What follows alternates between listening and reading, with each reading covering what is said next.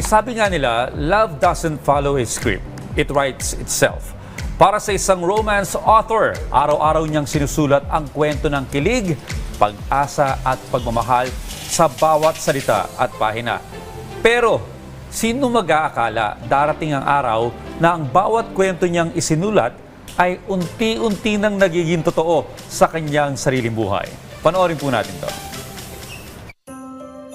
Sa bawat pahina ng nobela, tila binubuksan natin ang pintuan patungo sa iba't ibang kwento ng pag-ibig. Mga kwentong nagpaparamdam ng kilig, pag-asa, at minsan ay sakit. Patunay na love finds you when you least expect it. Isa sa mga manunulat na patuloy na nagbibigay buhay sa mga ganitong kwento ay si Princess Joy Palo, na mas kilala sa kanyang pen name na KD Lorenzana. Pero nag-start talaga ako magsulat for Precious Hearts Romances nung college na ako. Parang doon ako nagsimula magpasa sa kanila, and then yung first published book ko sa kanila nangyari around 2011. I was second year high school, I was 17 years old that time, and then yun, nung na-publish, nung na-approve na publish na rin nila on the same year. Sa kanyang mga sinusulat, binibigyang buhay niya ang iba't ibang muka ng pag-ibig. Ang excitement ng first encounter, ang growth ng isang relationship, at ang paniniwalang may tinatawag na happily ever after. I think as a writer, you wanted to, to experience those. Kasi syempre maingit ka na, buti pa si Ruin, nakahanap ng ganito. Sana someday makahanap din ako, ganyan. Which is minsan parang hindi siya idealistic, but there's a hope that someday mangyayari din yun sa'yo.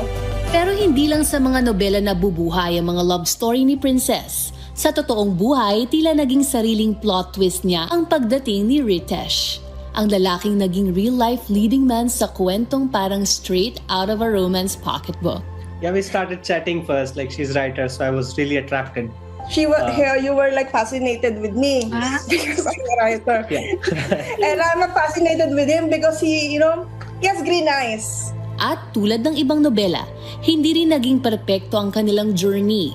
Dumaan din sila sa mga pagsubok. Marami ding conflicts because our love story, we started long-distance relationship. And we are also in secret relationship. How many years? I think around 4 years. We marry in the same caste and same religion. It's not easy. Yeah, I can say that we are there, but it's not easy to adjust because they have different culture, different tradition, family expectations. Sa huli, ipinapakita ng kwento ni Princess na ang mga love story na madalas nating nababasa ay pwede ring mangyari sa totoong buhay. Pinapatunayan ng kanyang karanasan na may sariling timeline ang pag-ibig. At kapag dumating ang right time at nakilala mo ang right person, nagiging mas makabuluhan ang bawat chapter ng buhay. There's always hope. Doesn't mean that you have been broken-hearted before. There's still always hope that someone will love you for who you are. You just have to wait. For me, love just happens, and when it happens, you don't see pros and cons. You just simply accept. At para sa mga patuloy na naghihintay ng sarili nilang love story, huwag mawala ng pag-asa. Tulad ng isang nobela, may mga pagkakataong mabagal ang takbo ng kwento. Pero minsan, ang pinakamagandang love story ay ang mga kwentong unti-unting sinusulat ng panahon.